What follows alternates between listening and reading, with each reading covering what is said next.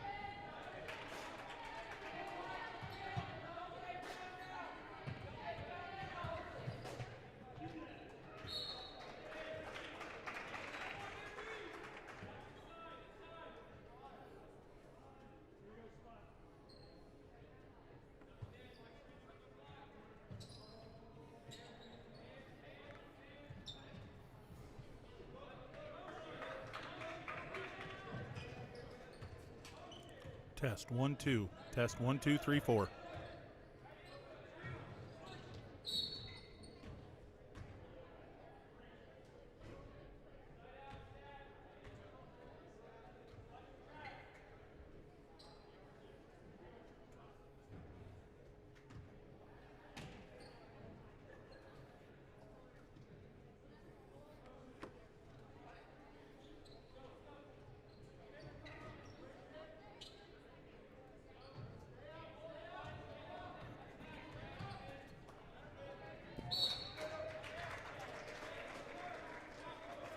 Test 1 2 1 2 3 4.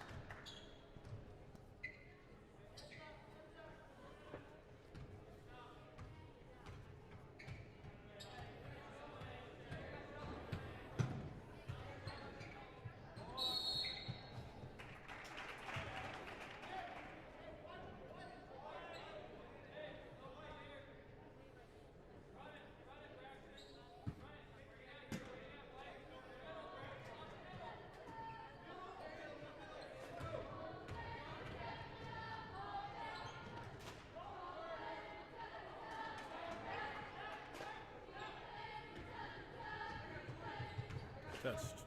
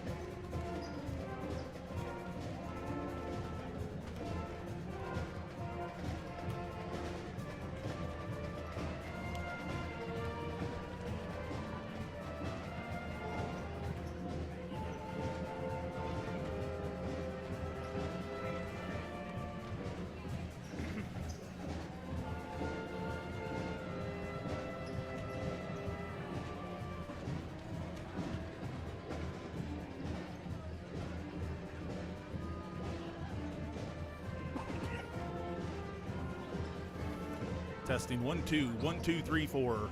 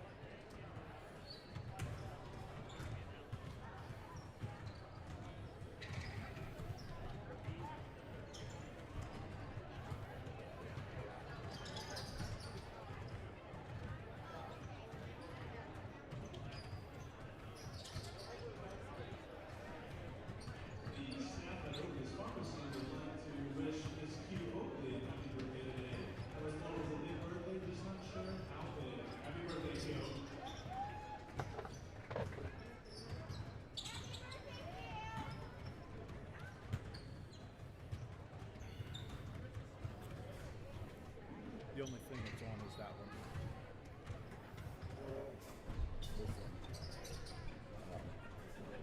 What's his face? You don't listen to it, let us know on the overall volume.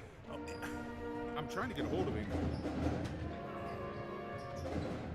Remember, he said that was a little bit of an issue. We had to have it. Yeah.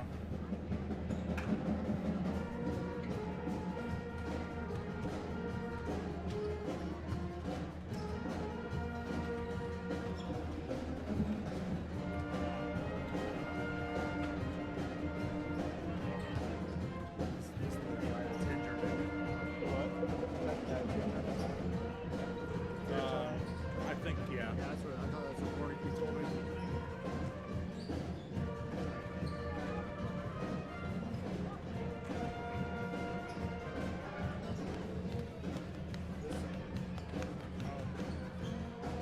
For our player, did you know that we have a sponsor now?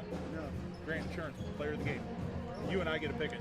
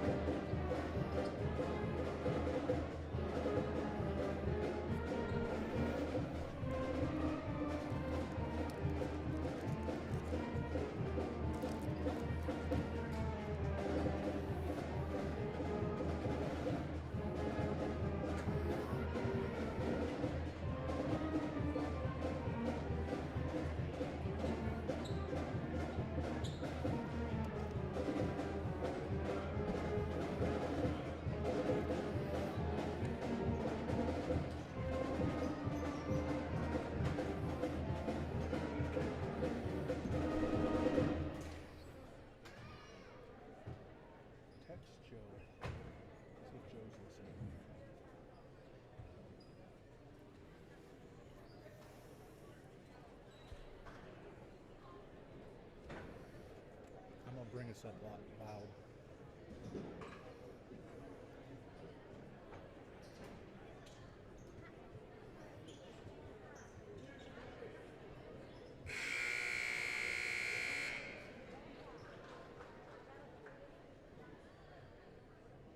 The athletic department of Continental High School welcomes each of you to the Don Memorial Gymnasium for tonight's varsity basketball contest between the visiting Delta St. John's Blue Jays and your very own Continental Pirates. Ladies and gentlemen, we live in a great country with freedoms like no other. To honor America and respect for all who have served this great country to defend these freedoms, we ask that you please rise and wave your hats for the playing of our national anthem.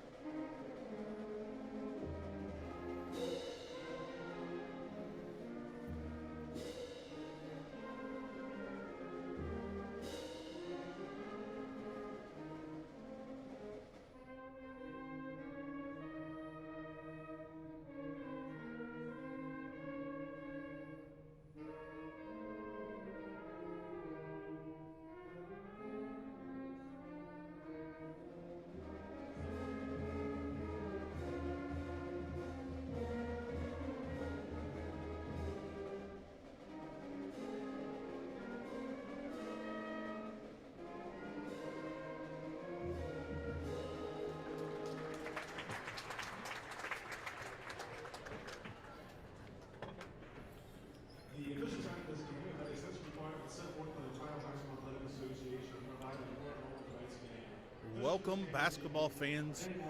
This is Josh Crossgrove and Toby Bidlack coming live to you from the Cove here at Continental High School and Don Huber Memorial Gymnasium on a Tuesday night clash between your very own Continental Pirates and the very well-coached Delphus St. John's Blue Jays.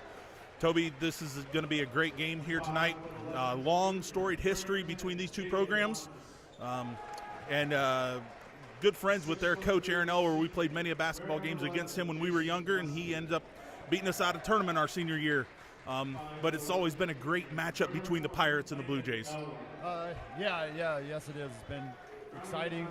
Usually been a defensive struggle. Both teams have kind of been known for defense, especially when we've had really good teams for these guys. So really excited to see what happens, and happy for Aaron and how he's doing with this program. Yeah, starting for the Delphus St. John's Blue Jays tonight, we're going to have number 5, Matthew Keeney. He is a senior, and he stands 6'4". Also starting, a junior, stands 5'11". He's wearing number 10, J.J. Boniface. Wearing number 11 tonight. He's 6'3". He's a senior, Jason Gillespie. Also, Landon Elwer. He wears number 20. He's a 5'11 junior. And rounding out the starting lineup, the sophomore, Nolan Schwinnen. He's wearing number 23, and he stands 5'11". And once again, starting for your Continental Pirates is going to be sophomore, number 22, Ren Army. Junior, number 10, Gavin Huff. Junior, number 30, Andrew Heffel. Senior, number 32, Reed Warnament. And rounding out the lineup tonight is number 20. He's a senior. He's Mitchell Coleman. And Toby, the Pirates offense, as we know it, is going to run through Mitchell Coleman. The biggest thing, though, this past weekend when they were on the road, they went 0-2 this weekend. They lost Friday night against Fairview and Saturday night against Antwerp. And it was get Mitchell the ball, and by the end of the third quarter, middle of the third quarter, Mitchell was just gassed. So the Pirates are going to stay in this game tonight. They're going to have scoring from other people. You're darn right. We know Elwer well, and they're going to be all over Mitchell. He knows how Mitchell plays. He knows how to coach defense, and they're going to give Mitchell a handful. Yes, they are. And the tap is won by the Pirates, and the first turnover of the game goes to the Blue Jays. Here comes Mitchell Coleman. He finds Gavin Huff out top. He swings it over to Heffel. Heffel over to Army. To Coleman. Coleman with left-hand dribble. Back to Army. Army surveys the floor. Now he finds Warnament. Mitchell Coleman with the curl cut. Back to Warnament. A little mishandled, but Reed gets it back and gives it back to Coleman. Coleman drives. Little floater. Nice little 8-foot running jump shot for a 2-0 lead here tonight. Hopefully that gets him started. Yes, it's always nice to get a couple good points on the board. Boniface. Over to Elwer. Back to Elwer. Back to Boniface. Keeney's wearing number 5 tonight. Number 11 is Gillespie. We'll get these names right here in a second, folks.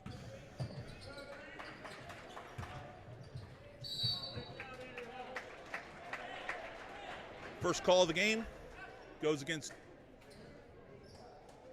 Andrew Heffel. His first foul going to the line is going to be number 20, Landon Elwer. And I'm not sure if that is Aaron's son or not, but I'm going to go out on a limb, Toby, and say it probably is. I'm not sure if they're that old yet. I know he's got one that's about my son's age, so it'll be a 7th grader, or close to. Well, if it's not Aaron's, it's still got a Elwer name. And he goes 2 for 2. We're tied here on the Continental Pirates scoreboard. 6:45 to go in the first quarter. It's 2-2.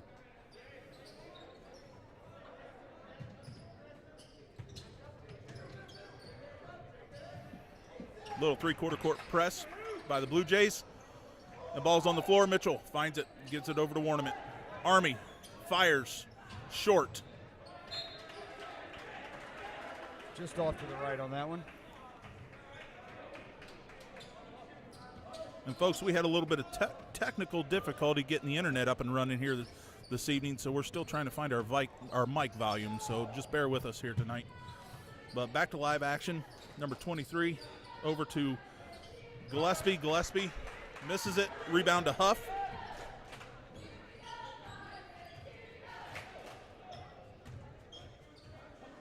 Coleman over to Huff. Huff over to Heffel. The 3 left-handed players on the floor.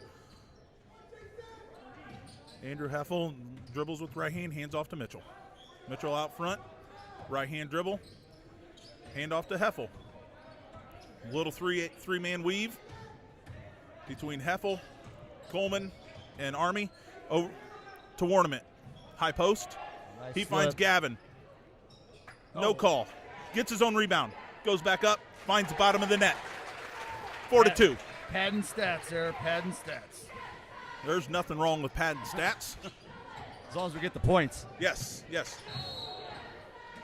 Oh. Blocking foul on Looks like it's gonna be Warnament. Reed, yep. I thought Reed was there, Toby. But Kobe Baker down there making the call, he said he was not there. He slid under him for a blocking foul. Second foul on the Pirates. And Elwer going to the line again for 2. He was 2 for 2 already. Rolls off the side of the rim here. I jinxed him, so we'll say it again. 2 for 3.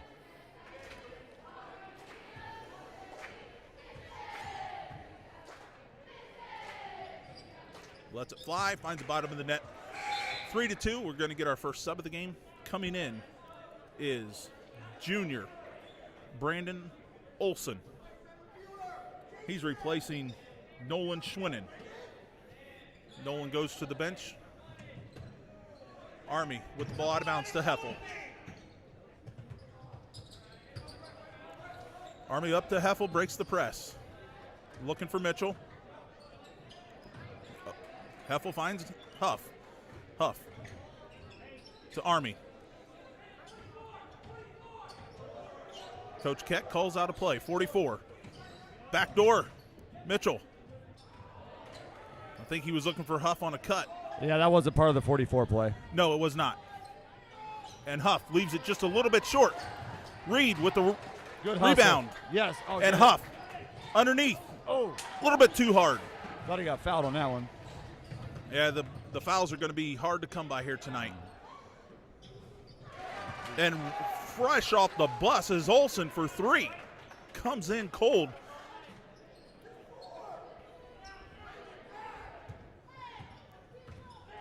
And I'm thinking they gave the points to the wrong team. Yeah. It should be I got 6. It should be 4-6. Yeah. Continental. Mitchell. Oh, Rebound, good for Huff. Or Heffel, I'm sorry.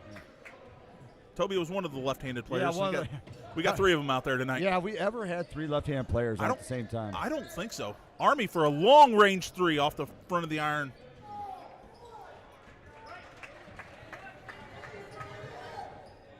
It's 6-6 on the Continental Pirates scoreboard. 3:50 to go. Caney. Over to Boniface. Over to Olson. Ball fake. Ooh. By Gillespie. He looked like he was stepped on the line. Gillespie might have traveled, but the official says no. Good hustle play by Olson to keep it in the front court. Handoff to Elwer. Elwer gets stopped. 8-foot jump shot off the front of the rim. Coleman. Let's go. Coleman wanted to run, but he said, let's set up the offense. Over to Huff. Huff to Army. Looking for Ornament on the inside. Then he finds Heffel. Heffel, ball fakes. Good jump stop. Gets his shot blocked. Gets his rebound and throws it away. Looking for Huff clear on the opposite side. Toby, that's a hard pass to make. All the way underneath the basket and around a defender. And you got the basket, the backboard acting as another defender too, so it's a difficult pass. Yeah, it's a very low percentage pass, but sometimes when you're stuck, there's not much you can do. So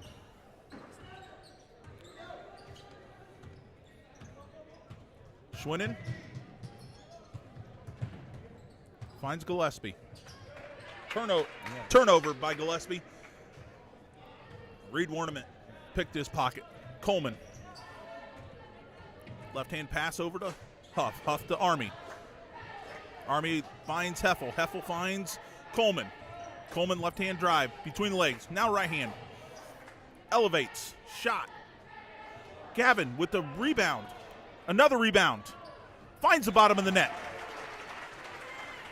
Gavin Huff has come to play here tonight, Toby. Even though he's missed a couple easy bunnies, he's got his own rebound, and he does finish. Yeah, and right now he's got 4 points, 4 of our 6 points. We're going to need him because Elwer right now can tell you the flavor of chewing gum that Mitchell has. Yes, that is true. Not a good possession for the Blue Jays. Pirate basketball. Heffel over to Army. Army surveys. He finds Huff. Huff, triple threat position. Back to Heffel. Heffel gets his shot blocked again. It looks like the guy's swinging on Mitchell now. Yeah, I'm sure that Elwer's not going to run the same person at Mitchell the entire game. He's just going to give Mitchell a whole bunch of looks. And that's the properties of a good coach and experienced coach. Heffel looks to fly the 3. Huff outside. Huff will find the 3. It's tipped.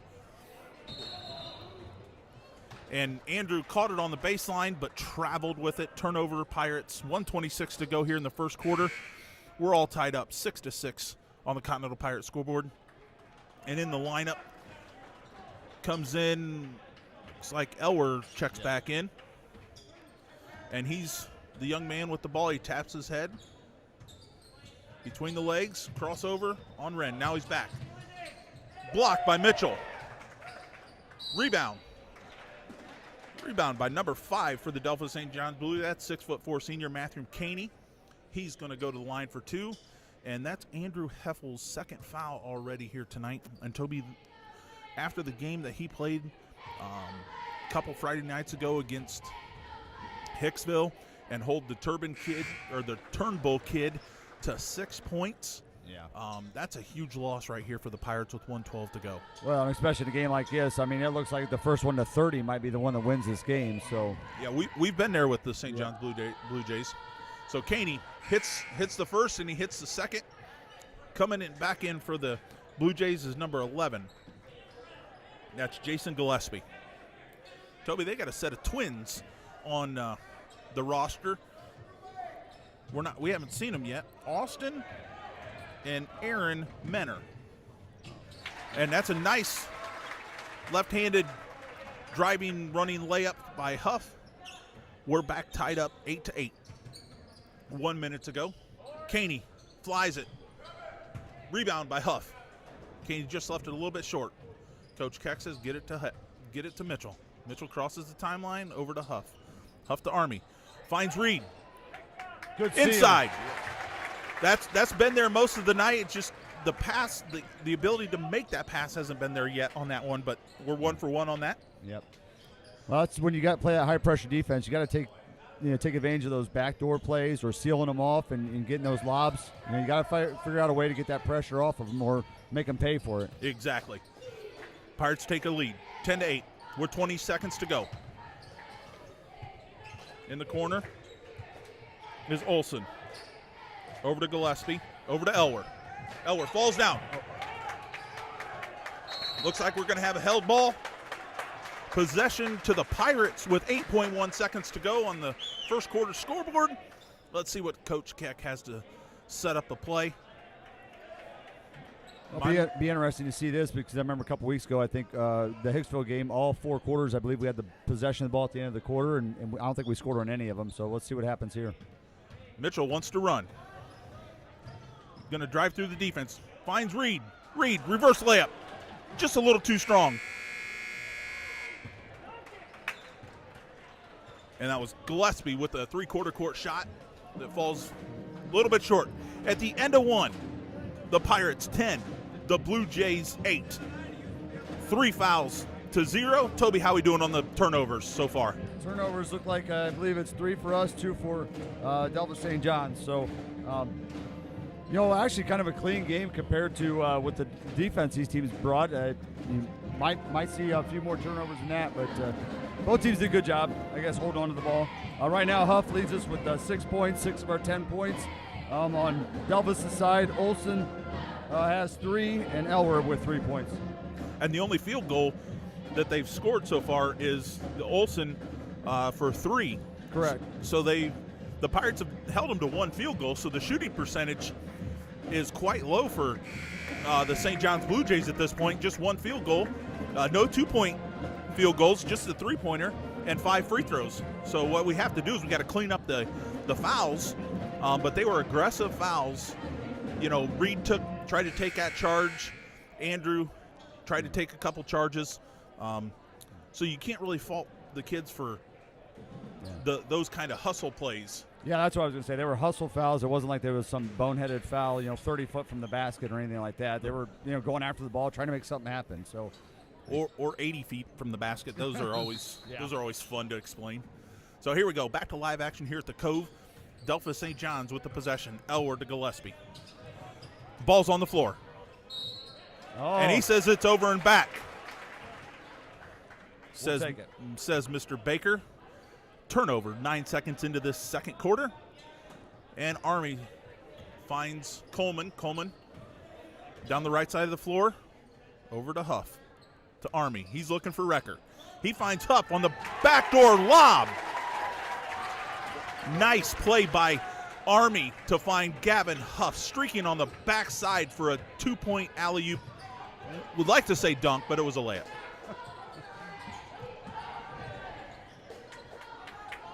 And Delphos finds herself in the middle of the lane. And a 3-point shot by Gillespie. Long rebound. Huff up to Coleman. Pirates with the biggest lead of the night, 4 points. It's young in the game, though. Sherritts came in for Heffel at the end of the first quarter after his second foul. Now he finds Recker on the inside. Recker, baby hook, left hand, does not find it. And the Pirates retain possession off the Blue Jays' foot. That was a nice little left hand baby hook. Just kind of spun it off the right fingers and just off the right side of the hoop. Oh, nice. Wide open. Oh, yes. Could have been an and one, but Dr. Morris, the head of officiating here in the state of Ohio, says no. But Gavin says, I'll take my 2 points. We'll go play some defense, boys. Gillespie, he's guarded by Huff. Over to Elwer, guarded by Army. Left-hand dribble. Finds Schwinnon. Schwinnon dribbles between the legs, guarded by Sherritts. Picks up his dribble. He's got Boniface. Boniface over to Caney. Caney leaves it short. Gets his own rebound. Over to Elwer. Ball fakes. Gets his shot blocked. Sherritts comes out from it. Toby, the Pirates are playing some pretty good basketball. They've come to play tonight. Yeah, and did an excellent job defensive rebounding. I know we give up one offensive rebound there, but we haven't given up too many so far. Hold them to one shot. Army for three. Off the back of the iron. Sherritts with the rebound. I think Sherritts was expecting Recker to cut toward the basket there. It kind of lead him, but let him right out of bounds. Nice idea. It was a great idea, except for they weren't on the same page. So turnover Pirates. 5:42 to go. 14-8 on the Continental Pirates scoreboard. Gillespie guarded by Huff. Looking. Caney. Turnover. Mitchell Coleman wants to run. Finds Army. Finds Sherritts. Sherritts between the legs. Crossover. Tries to get by his man. Says, okay, Mitchell, you're the senior. I'm the junior. I'm going to defer to you. And Mitchell says, watch how it's done, son. He gets by him, but just leaves the layup a little bit short. Elwer comes out with it. Picked up by Huff. That shot's long. Rebound. Finally, Caney with the second offensive rebound on this possession. The Blue Jays finally cracked double digits. Recker. Triple teamed. Sherritts to the lane. Sherritts gets a call. That's going to be the foul on J.J. Boniface, the 5'11 junior. Checking back in for the Blue Jays is number 11, Jason Gillespie. No, it's not number 11. That's 24. I'm sorry, folks. That's Brady Kerner. He's a 5'10 junior. And checking back in is senior Reed Warnament. Back to live action. Huff turns. Tries same team on the rebound. Kicks it around a little bit to Huff. Sherritts. Same team, same family. Yes. Cousins. Mitchell finds Reed. Reed, right hand. Oh, wow. Nice, pretty bank shot.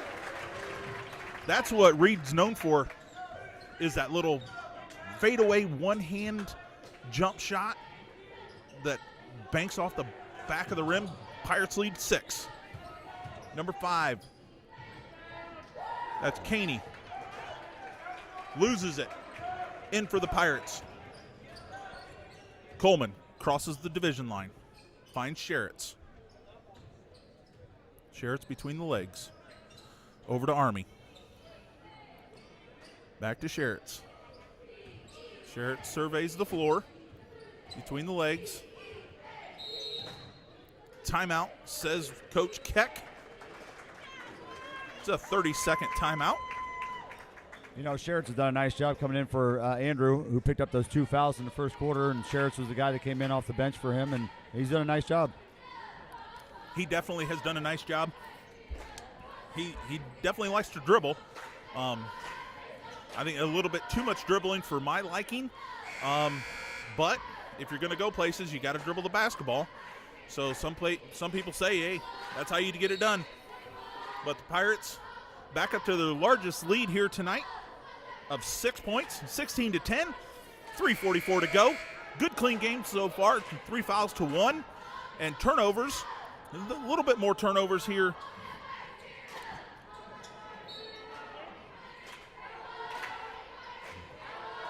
A few more turnovers here in the start of the second quarter.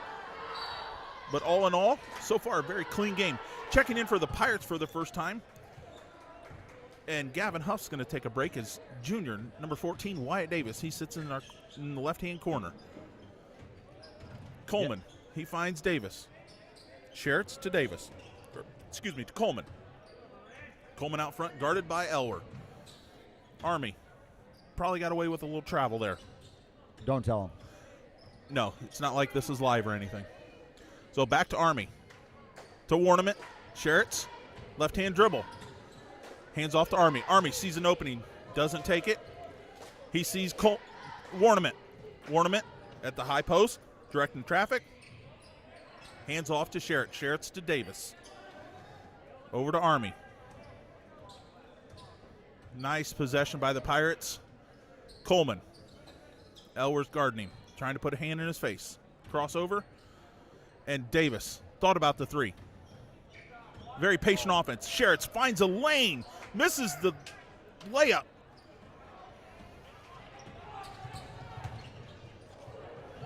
Wow. Nice running, spinning by Brendan Olson for two. 16-12. That was a nice. He went coast to coast and had to spin, and Reed was right in his face, but found the bottom of the net. 16-12. Army over to Coleman. Coleman still guarded by Elwer. He's over to Sherritts. Sherritts to Army in the left corner. One-handed pass over to Davis. Davis dribbles. Gets by his man. Over to Sherritts. Sherritts pulls it back out, picks up his dribble. Coleman on the curl. Patented jump shot from 17. Finds the bottom of the net. Lead back up to 6 for the Pirates. 1:50 to go here in the second quarter. Elwer crosses the timeline, calls out the play. Over to Olson. Olson guarded by Davis. Over to Gillespie. Gillespie to Elwer. Over to Caney. Back to Olson. Olson drives. Off his knee. Turnover by the Blue Jays. Checking back in for the Pirates is junior Gavin Huff. Gave him a little break. Wyatt Davis played solid basketball. And also checking in is number 24, Brady Kerner for the Blue Jays. So Coleman with minute 22 to go. Army, left-hand dribble, head fake, over to Warnament. Warnament on the cove. Coleman for three, a little bit strong. Gillespie, over to Caney.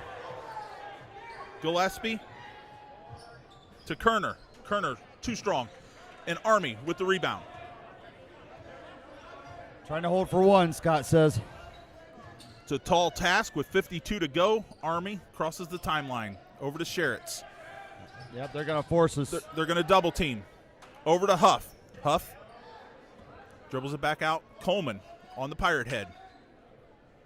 Guarded by Kerner. Over to Huff. Here comes a double team. Sherritts over top. That's one thing you cannot do without a ball fake. Turnover Pirates. Olson guarded by Huff. To Keeney. Keeney behind his back. Finds Kerner. Keeney. 2 points. 14 to go in the quarter. Pirates are going to have to hurry to get a good one.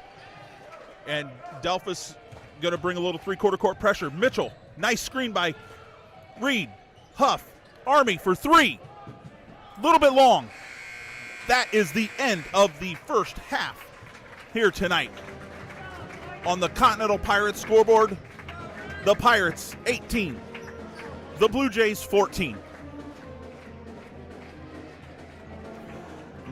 Our halftime guest did not arrive tonight. She is home with the kids. We're hoping to get Allison Stryker, our high school volleyball coach. We're hoping to get her up here in the broadcast booth. But while we have 10 minutes to jab our jaws there, people out there with, looks like we got 114 people out there. Toby, how are we doing on the scoring and the turnovers so far? By my count, we got the Pirates with 5 turnovers and 5 turnovers for the St. John's. Right now, we have 4 points to Reed Warnament and 4 points to Mitchell Coleman, and then 10 points for Gavin Huff. So for the tally of 18. 5 points for Olson. Looks like 6 points for Caney and 3 points for Elwer for the total of 14 for the Blue Jays.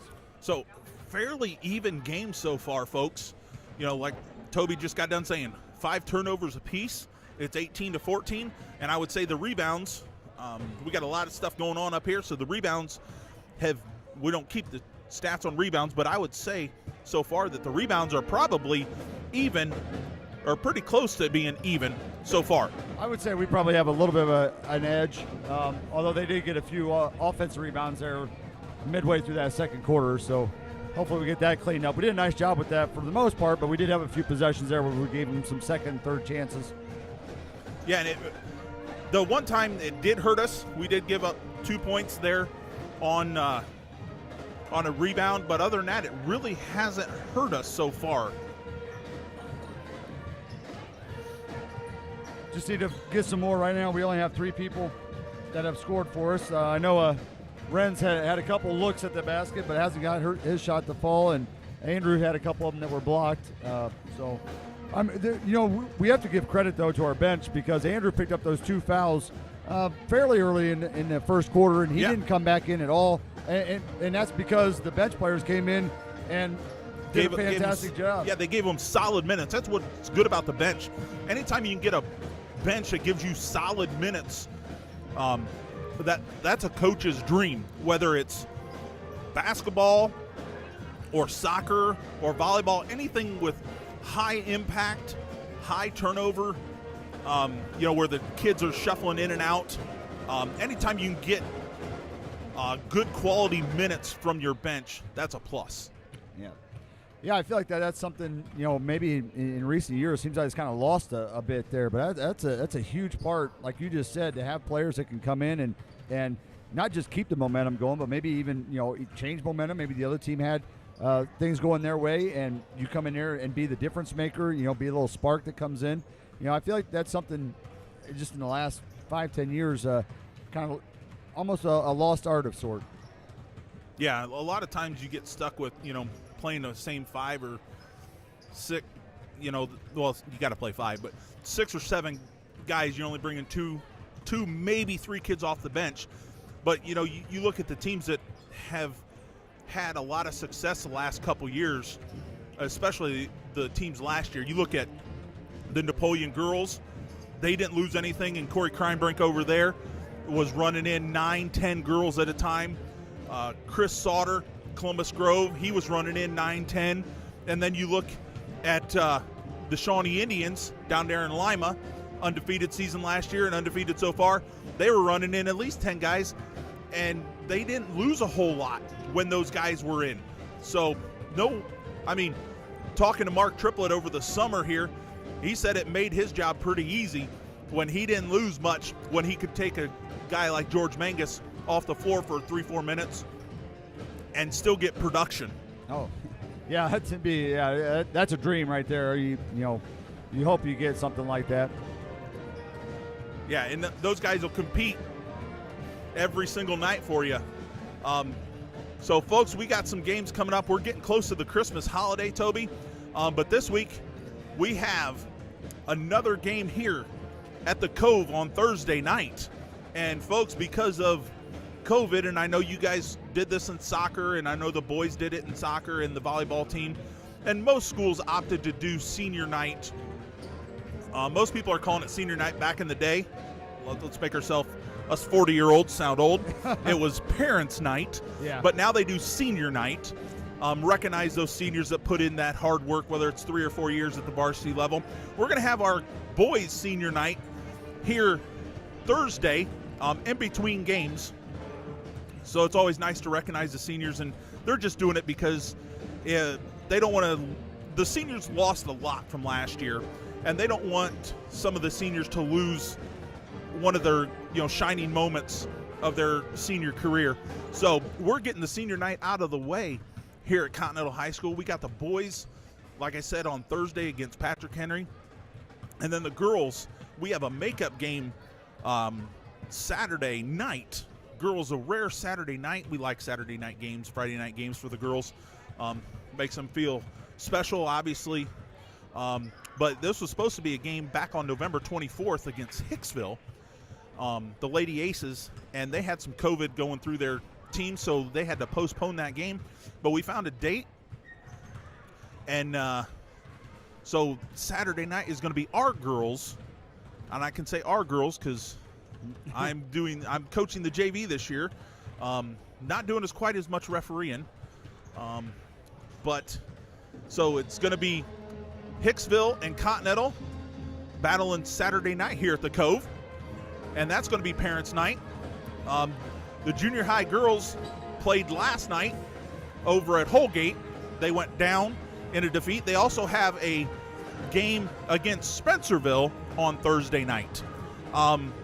I know the junior high girls schedule fairly well. I'm not so keen on the junior high boys, but I'm going to leave that one up to you, Toby. Well, right now our next game on the junior high boys isn't until January 9th, I believe. So they got a bit of a break. Now, we did have 2 games last week that were canceled or postponed. I think they're going to try to make those up. We'll see due to COVID issues we had with our team here. So I told my students at school, I said, this is I'm a huge proponent for the girls sports. Obviously, you know, I've been involved with that side for a number of years now. Exactly. And I said, this is like the Bizarro World Week where the boys are playing on Tuesday and Thursday and the girls get the weekend game. So I'm really excited for this week. And as you mentioned, it's awesome. The girls get a weekend game, and be great. I know it's tough to do, but it'd be great if we could get more of those for the girls, because that's an awesome opportunity. Yeah, you know, some of these, you know, I've in the last 24 years, I've seen a lot of things with my refereeing career, but one of the coolest things that you could do is on a Saturday, you bring in a team. You bring in another town. I know Parkway and Lincoln View did this a number of years ago. I'm not sure if they still do it, but they start like at 1:30 in the afternoon. The JV girls play. Then at 3:30, 4 o'clock, somewhere in there, the JV boys will play. Then at 6 o'clock, the varsity girls will play.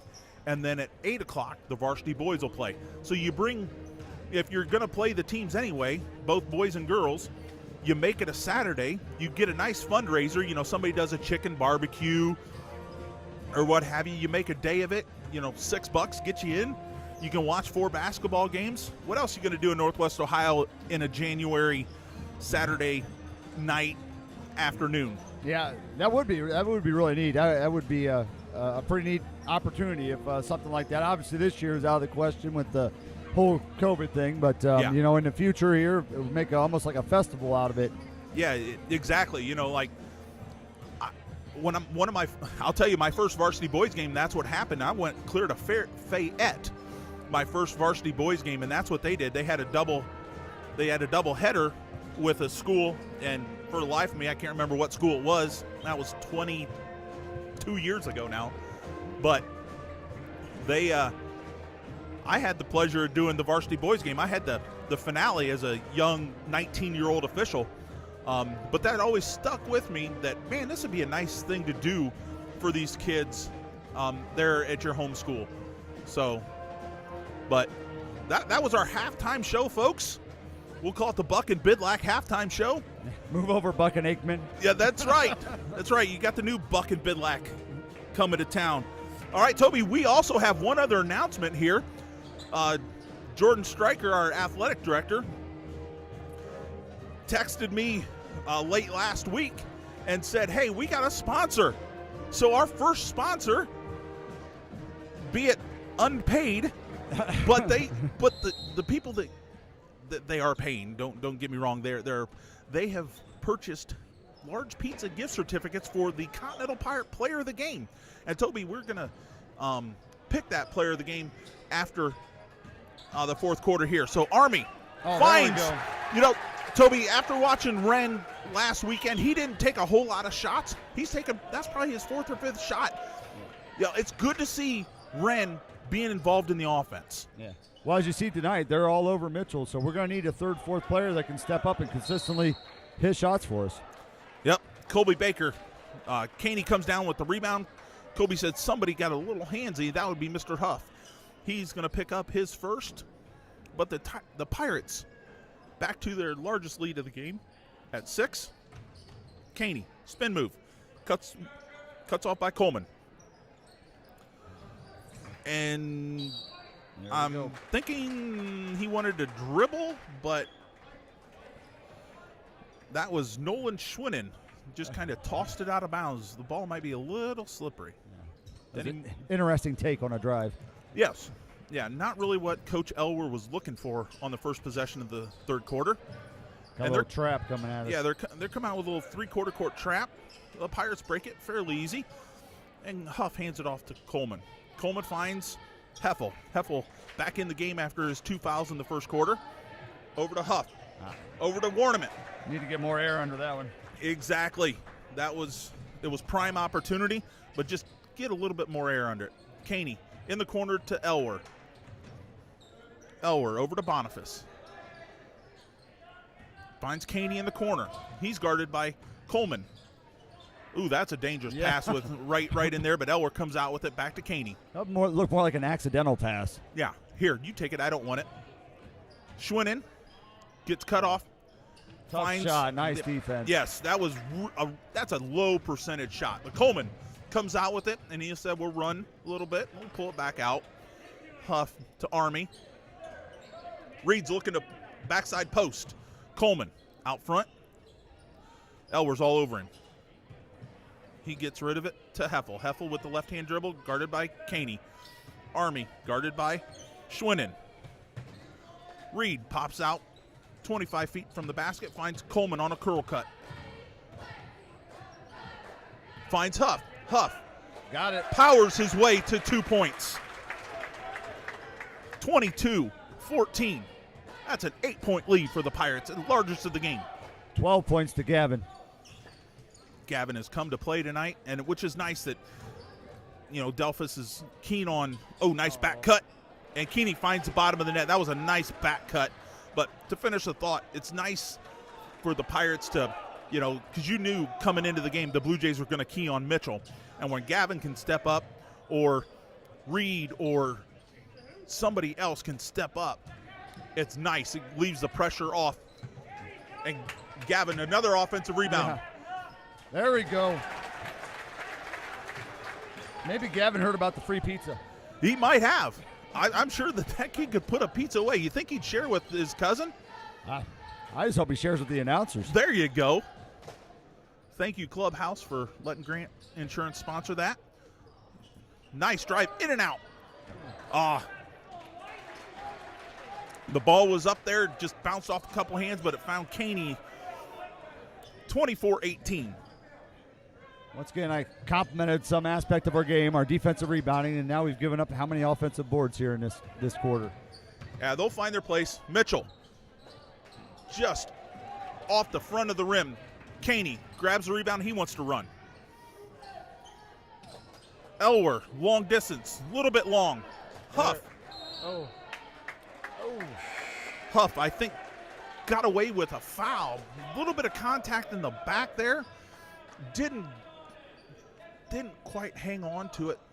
And Kobe Baker, our official underneath, says Blue Jay basketball. The referees are letting them play, and they're being very consistent. So that's all you can ask for. Yes, consistency is a key to officiating. You're never going to make everybody happy, but as long as you're consistent, that's half the battle. Deep three by Schwinnon. And another offensive rebound. Schwinnon gets it. Another three by Gillespie. Oh, and my goodness. Another rebound by Gillespie. Gillespie, another three-pointer off the rim. Kerner, and a foul. Coach Keck might want to think about a timeout here to settle his troops down. He says, no, we're going to let them play through. But, Toby, they've just given up 4 offensive rebounds in this possession, and the Blue Jays still have it. And that's a nice little lob play to Keeney. When you're 6'4" and 180, you can get off the ground. So that's a nice little play. The Blue Jays are on a little 4-0 run. 24-20, 3:33 to go. And now Coach Keck says our junior Gavin Huff is in trouble, so we are going to call a full timeout. Yeah, he was in trouble, but I think he was kind of looking for a reason to maybe call a timeout, address rebounding issues, defensive issues, and just get him back on track. Exactly. As you can see, folks, COVID protocol is they got 2 game balls here, and then they're going to switch it out when the time arises, if not at least at the end of every quarter. And our longtime scorekeeper, Mr. Ron Weisenberger, good friend, grew up with playing basketball in his barn when we were 4th, 5th, and 6th grade. Spent a lot of Sundays over there. Lots and lots of Sundays out at the Weisenberger barn. Him and Greg Spitnail had the 5th and 6th grade program back when we were there, and Kyle was a good friend, and we always would just every Sunday, I think either my mom or your mom or Kyle Martin's mom would make the rounds, pick us all up, and go play basketball. Yeah. What else to do? Back to action. Oh. And Wren drives to the baseline, gets cut off. And Schwinnen takes it. Schwinnen gets it back. What's nice about what's going on right now, Toby, is the Blue Jays are not finding the bottom of the net from long distance. Yeah. Or this could be a totally different game. Thank goodness. Exactly. So Coleman finds Army. Army over to Heffel. Little 3-man weave again. High post to Reed, out by the 3-point line. Surveys. Gavin gets it. Gavin. Got it. He went right at Gillespie. Nice little bank shot. Pirates by 6. When in doubt tonight, let's get it to Gavin. Exactly. And Coach Keck is probably okay with that, considering Mitchell doesn't have to do everything. This weekend he did a lot. And like I said in the pregame, he was gassed. Gillespie. Oh, wow. Little bit of a travel. Elwer for 3. Short. A little bit over the top. Yep. Denny Morris says, not so fast, man. You've got him in the back. And folks, some people would say that's over the back. But let me tell you, I've read the rule book each and every year a couple times, and there's nothing in there about over the back anymore. But it will be a push in the back. There's got to be contact, folks. That's refereeing 101 with 2:15 to go here in the third quarter. And we have Army up to Heffel. Is that a new halftime segment we're going to add in? That might be the third. We could call that the third quarter something or other. We'll find out. We'll get a name for it for Thursday. Okay. All right. Pirates going to settle down. Give it to Coleman. Coleman over to Heffel with the one-handed pass. Out to Army. To Gavin. Gavin dribbles. Finds Army. Nice flick away from Olsen. This is Gillespie. Gillespie. Good. Good defense by Huff. Army gets credited with the steal, but really it boiled down to Huff getting in the passing lane. So Huff over to Army. Oh, man. Looking for there Reed. you go. Finds Reed. Oh, yes. Army back to Reed. Warnament. Oh, like a foul. Warnament goes hard to the ground. That was a nice little back and forth by Warnament to Army. That's what they call a little give and go.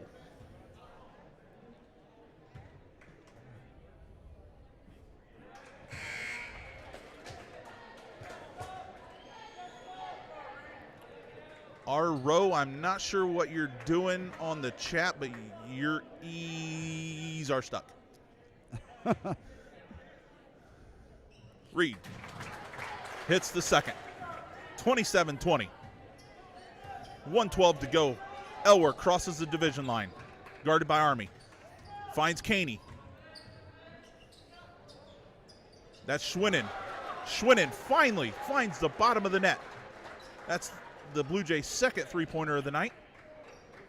Cannot let them get hot. No, you cannot. As you can see that they like to shoot the three. That's patented under Aaron Elwer. Gavin over to Coleman. Coleman gets it back from Heffel. Elwer guarding him with the hand in the face. Over to Army. Huff. They're going to throw the To double Heffel. team at us. Yep, here comes the double team. No, They did that at the end of the second quarter. 25 to go. Coleman. Coleman with the left-hand dribble. Right-hand dribble. Army. Here comes the double team. Finds Heffel. Heffel to Huff in the corner. Back to Heffel. To Coleman. Coleman with 10 on the clock. Between his legs. Looks to spin. Gavin, get ready. Up and under. Over to Huff. Huff for Got three. Toby Dagger That's Nice. one way to call the Blue Jays out and says, you can hit a three, we can too. 8 minutes to go in this fine basketball game. We have the Pirates 30. Our guests on the scoreboard, the Delphos St. John's Blue Jays 23. 2 fouls apiece.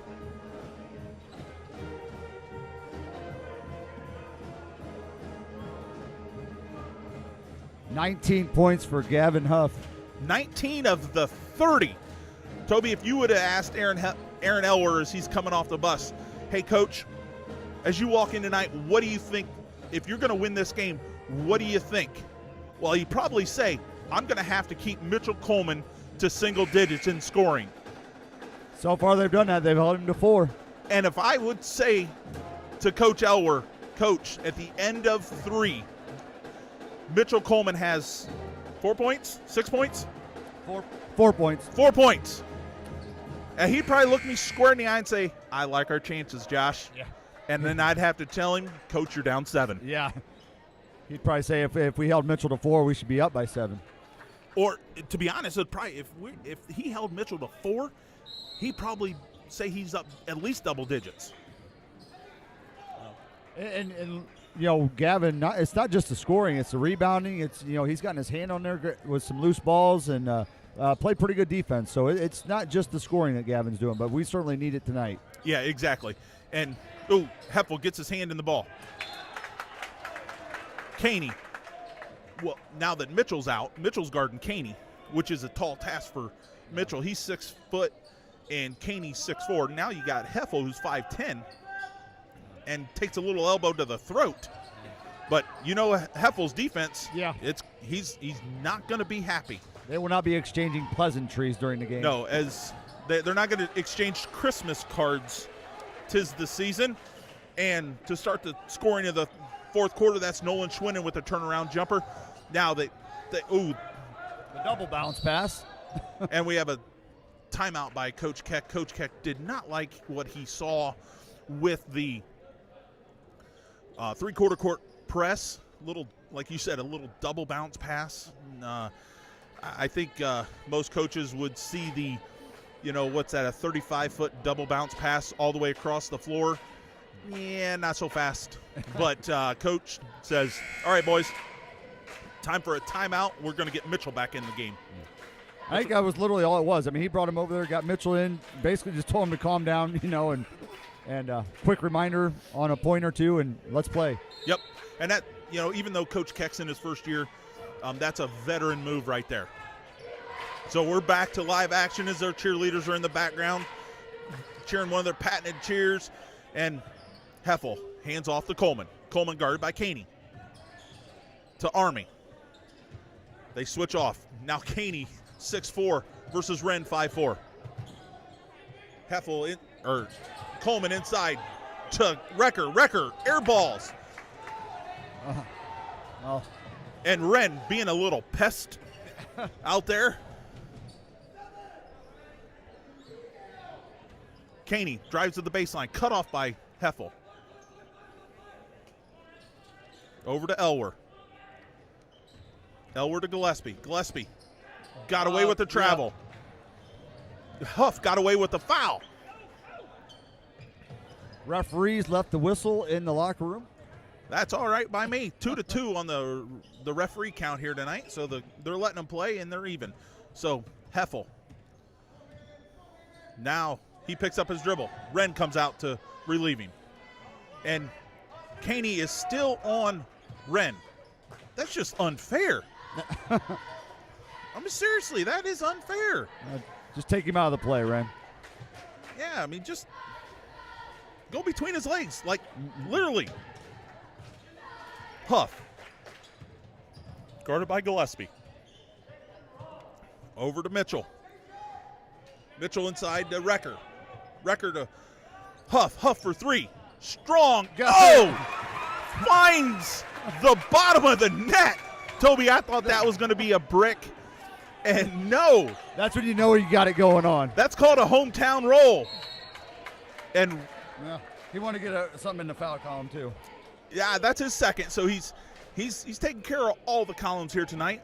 But that was a nice drive by Elwer, and that's really all Gavin could do. And, sometimes that's a good foul. Make him earn those points. And he earned the first one, 33-26 on the Continental Pirates scoreboard. Checking in is Reed Warnament. Checking out, gave Reed a nice 2.5-minute break, was Bryce Recker. Elwer up with the second of his two. He drains the bottom of that one. Toby, he's a nice free throw shooter. I think he's eight free throws tonight? 6. He's Six. 5 5 of of 6. 6. I know he's only missed one. Yep. So the Pirates, Reed comes all the way up to help. Now he's Coleman. Coleman Get to the basket. gets Oh, he was out. Yes. Pirate basketball. Mitchell would like to have that one back. Yes, he would.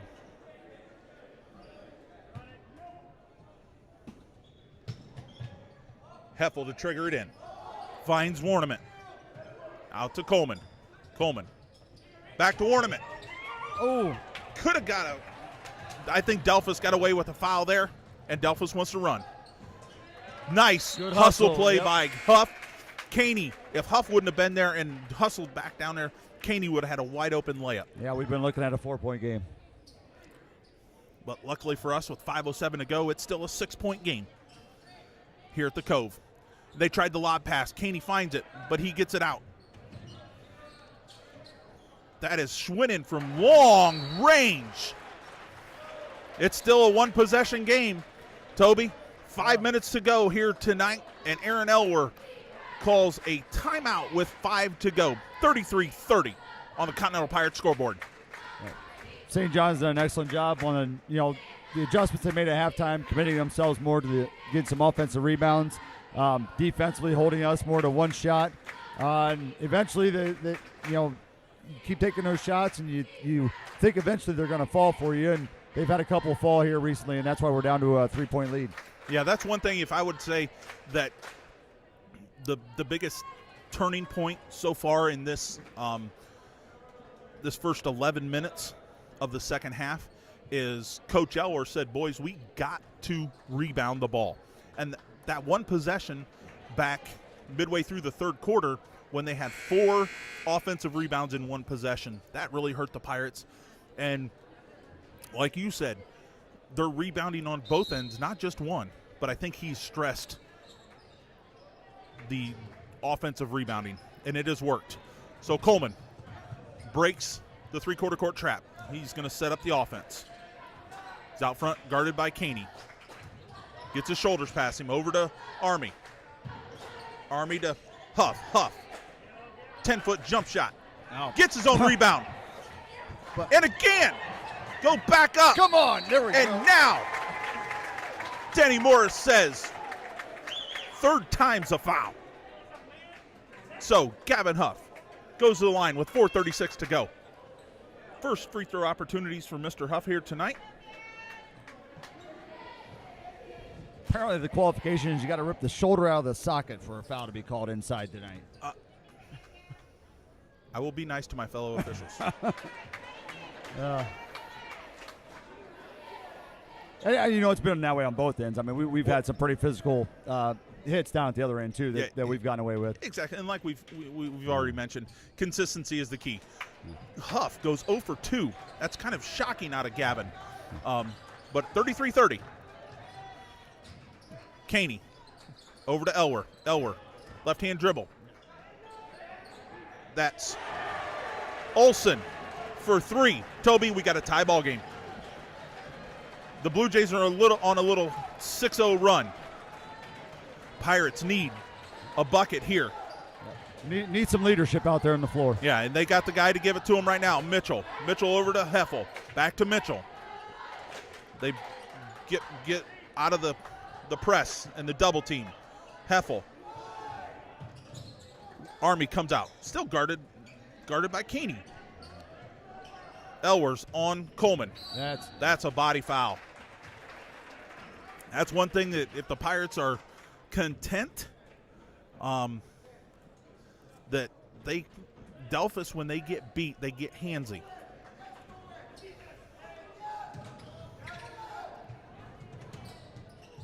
Heffel with a 4 count. Finds Coleman. Coleman's got the ball back. He's stopped. Over to Army. Back to Coleman. Reed sets a screen. Rolls to the basket. Coleman. Over to Army. Army out top to Coleman. Aaron Elwers telling him wall up on defense on Coleman. Heffel gets by him. Back over to Army. Army cross court to Huff. Huff to Army. Pirates content running some time off the clock. Are we holding Mitchell, for the game Cole- winner? Mitchell misses from 16. They want to run. Between the legs.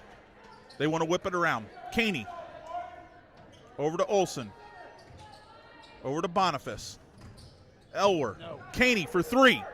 Long. Off Reed. Toby, I thought there was a little push in the back there. Yeah. Timeout. By Boniface. Timeout. Aaron Elwer and the Blue Jays. Toby, we're tied 33-33. 2:42 to go. You know, last year we played over there at the Vatican, which is also known as Bob Arnzen Gymnasium, the legend that has a couple state championships for the Delphos St. John's Blue Jays. And great man. It's a great honor to have that gymnasium named after him, just like Don Huber here. But the Pirates were in that game. Going into the fourth quarter, even with the team that we had last year, very, very young. You know, you had Wren starting as a freshman. Mitchell was a junior. Heffel was starting as a sophomore. You had Gavin as a sophomore. And it was a 1-point ball game. 1 point going into the fourth quarter. And Delphos did exactly what they're doing here. They kind of set up a 3/4 court trap. And the Pirates were out of timeouts. They couldn't get the ball across the floor. They turned it over a bunch and end up losing by a lot. Oh, that could have been a big break for the Pirates off the side of the rim. But here we go. Olson over to Boniface. Boniface picked up his dribble. He's in trouble. He gets it over to Caney. Behind his back. Gets by Heffel. Blocked. That's a good call. Reed tried to get there, but he just didn't get there in time. Hit him with the shoulder instead of Toby. What I always look at is if you get hit square in the chest, that 99% of the time you're going the other way. If a defender gets there and gets hit square in the chest, I'm going offensive foul 99% of the time unless they don't stand there and take it. Caney gives the Blue Jays a lead, 34-33, 2:24 to go here in the fourth quarter. I believe that's they haven't led since what it was like 6-4, I think, early on. And the Pirates keep it at a 1-point ball game. We got a crooked number up there. Here comes the double team. Coleman finds Huff. Aaron Elwer wanted an over and back. Thought he landed on the timeline, but the referee says no. Huff dribbles. Army to Heffel in the corner. Heffel comes out to get it back to Army. Army guarded by Olson. Over to, now it's in Heffel's hands. Looking for Huff. Huff tried to backdoor. Finds Army. Army between his legs picks it up. Over to Heffel. Over to Mitchell. Mitchell's surveying. Andrews sets a nice screen. And they had to switch. Now guarding is Schwinnen.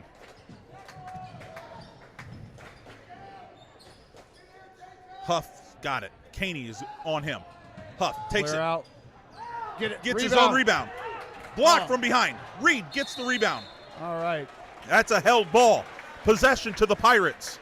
1:17 to go. 33-34. That was a nice defensive play by Caney. Yes. Huff got by him, and Caney got a block in. Warnament to Coleman. Warnament, nice screen. Mitchell. Oh, no. Here comes Olsen. Luckily, the ball did not find the bottom of the net. 1:04 to go. That's Wren's first foul of the night, Mr. Army. With one foul, going to the line is number 3, Brendan Olsen, 5'10", junior. Finds the bottom of the net. 2-point lead for the Blue Jays. They've only missed one free throw on the night so far. Or no, two free throws. Olsen for the second one, just like the first. And Elwer says, okay, boys, we got a 3-point lead with a minute to go. This is what I want. And he's got 30 seconds to talk about it.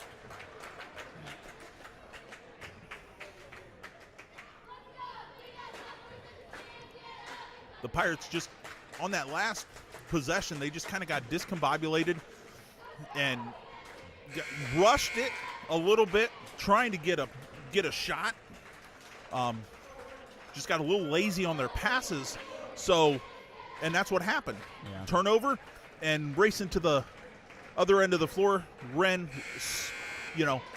being a smart basketball player, said, okay, we turned it over, but at least you're going to earn your 2 shots. They hit him, but he had to earn them. So, Army triggering the ball in. Gets it to Coleman. And imagine that. Elwer guarding Coleman. Under a minute to go. Basically seen this all night between him and Schwinnen, I think. So Huff. They're definitely keying on Coleman. Huff picks his dribble up at 15 feet. Couldn't find anybody. Coach Keck says, timeout, boys. Coach Keck's going to set something up. It's a full timeout. 47.1 to go. And the Delphos St. John's Blue Jays have their largest lead of the night at 3. 36-33. Toby, you mentioned here clear back in the first quarter that the team that scores 30, the first to 30, might win this ball game. You're not very far off. No. Although we were the first one to got to 30, but right now we're on the low side of the scoreboard. Yeah, but there is 47.1 seconds to go, and the way Gavin's playing, and you just kind of have a feeling that Mitchell has got a big shot coming. Yeah. The senior's going to step up when the senior, he's a 4-year starter for the Continental Pirates, and you would think that as a senior at home, hey, get me the ball. This is a position where a senior would want the ball. I need to tie this ball game. So let's see what Coach Keck draws up. Heffel lobs it in to Coleman. Coleman surveys. It's over to Army. Army nice. in for Warnament. Yes, Warnament for 2. Pirates set up. Full court press for the first time tonight. Trap. Huff.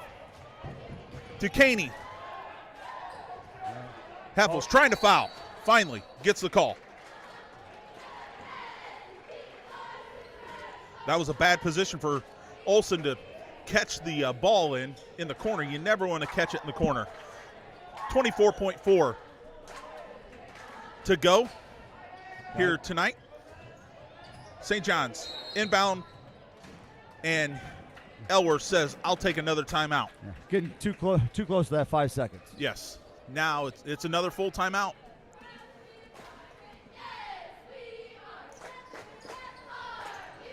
So here we go. Game reset. 24.4 on the clock, Toby. 36 for our guests on the scoreboard, the Delphos St. John's Blue Jays. 35 for the good guys, the Continental Pirates. The nice thing, even though Heffel was a little bit discouraged about getting a foul call, he thought he had a jump ball. That is not a bad foul. Right. Considering if the Pirates don't get the steal, they're going to have to get the ball back.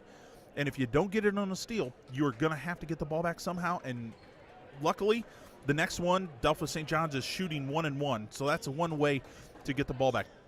The other nice thing is if the Pirates do get a steal and they go up, Delphos St. John's has a couple fouls to give, which means Continental Pirates can run some time off the clock if they have the ball.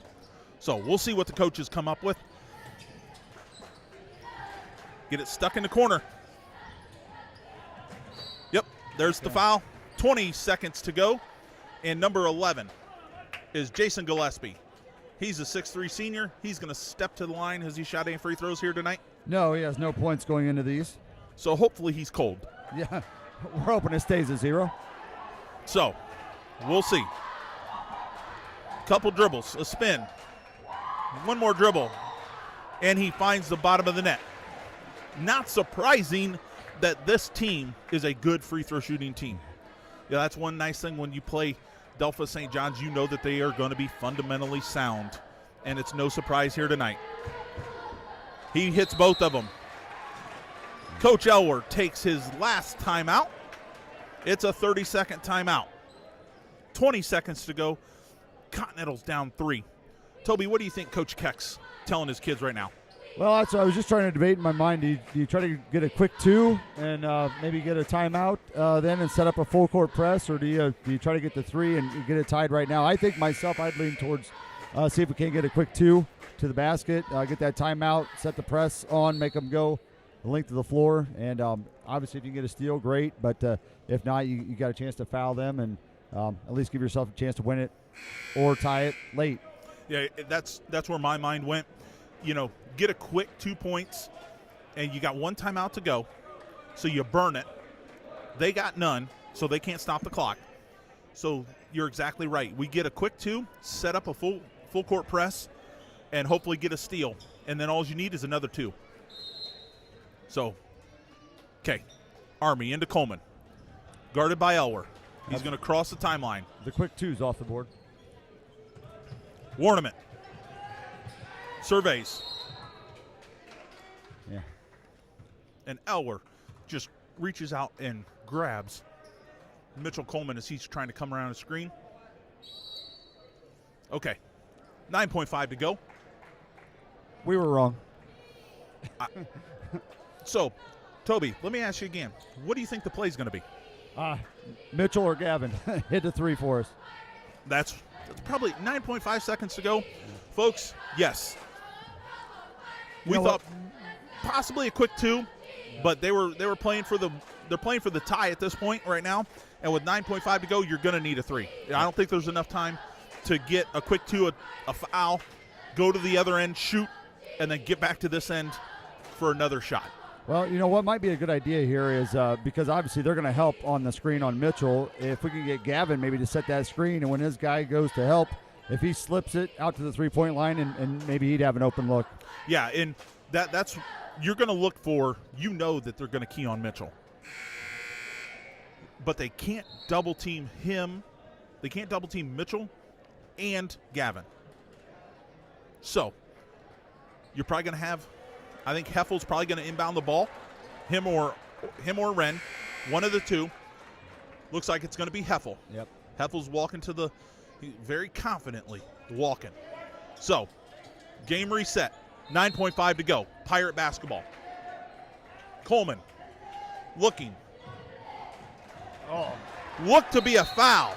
Yeah. It did look like he hugged him. It did look like he hugged him, but the referee says no. So, we're going to the other end. That's Andrew's 5th. And it looks like Sheritz is coming in for Heffel. And to the line is 5'11 junior J.J. Boniface, number 10. Still 1-1. Still an opportunity. If he misses the front end of this 1-1, we have to box out and rebound.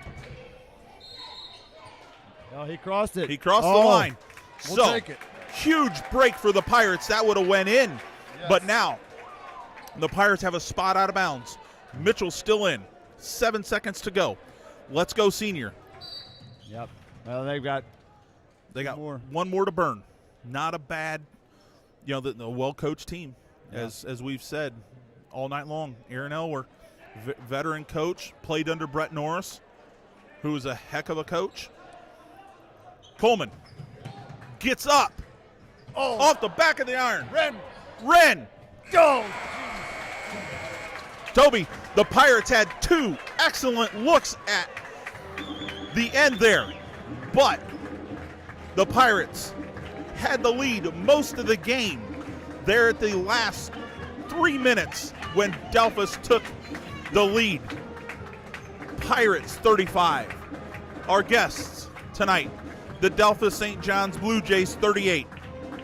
The Pirates fall to 2-5 on this young campaign.